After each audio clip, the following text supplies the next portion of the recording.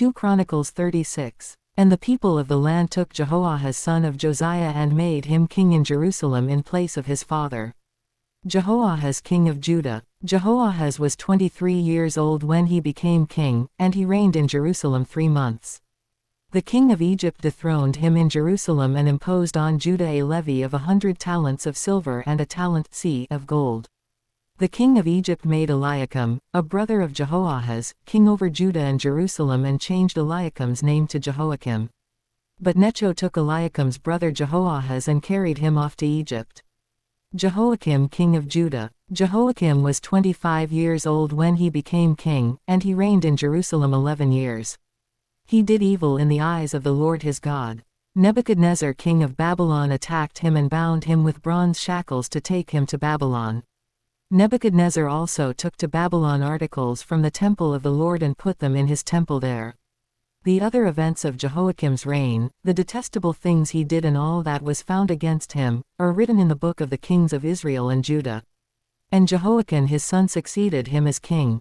Jehoiakim king of Judah. Jehoiakim was 18 years old when he became king, and he reigned in Jerusalem 3 months and 10 days. He did evil in the eyes of the Lord. In the spring, King Nebuchadnezzar sent for him and brought him to Babylon, together with articles of value from the temple of the Lord, and he made Jehoiakim's uncle, Zedekiah, king over Judah and Jerusalem. Zedekiah king of Judah. Zedekiah was 21 years old when he became king, and he reigned in Jerusalem 11 years. He did evil in the eyes of the Lord his God and did not humble himself before Jeremiah the prophet, who spoke the word of the Lord. He also rebelled against King Nebuchadnezzar, who had made him take an oath in God's name.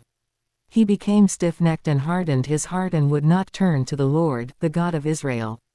Furthermore, all the leaders of the priests and the people became more and more unfaithful, following all the detestable practices of the nations and defiling the temple of the Lord, which he had consecrated in Jerusalem. The fall of Jerusalem. The Lord, the God of their ancestors, sent word to them through his messengers again and again, because he had pity on his people and on his dwelling place. But they mocked God's messengers, despised his words and scoffed at his prophets until the wrath of the Lord was aroused against his people and there was no remedy. He brought up against them the king of the Babylonians, who killed their young men with the sword in the sanctuary, and did not spare young men or young women, the elderly or the infirm. God gave them all into the hands of Nebuchadnezzar. He carried to Babylon all the articles from the temple of God, both large and small, and the treasures of the Lord's temple and the treasures of the king and his officials.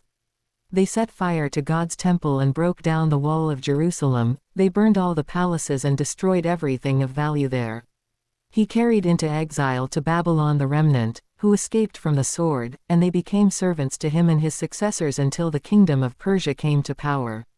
The land enjoyed its Sabbath rests, all the time of its desolation it rested, until the 70 years were completed in fulfillment of the word of the Lord spoken by Jeremiah. In the first year of Cyrus king of Persia, in order to fulfill the word of the Lord spoken by Jeremiah, the Lord moved the heart of Cyrus king of Persia to make a proclamation throughout his realm and also to put it in writing. This is what Cyrus king of Persia says.